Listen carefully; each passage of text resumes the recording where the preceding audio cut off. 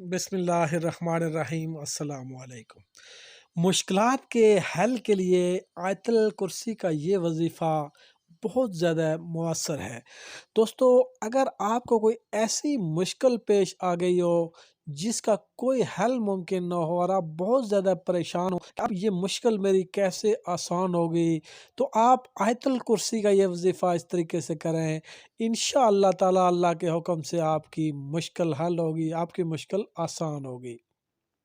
اگر کوئی بہت ہی مشکل کام پیش آ گیا ہو اور اس مشکل کی وجہ سے شدید پریشانی ہو گئی ہو، تو آپ کو چاہیے کہ آپ اول آخر 3 مرتبہ درود پاک پڑھیں اور باوضو حالت میں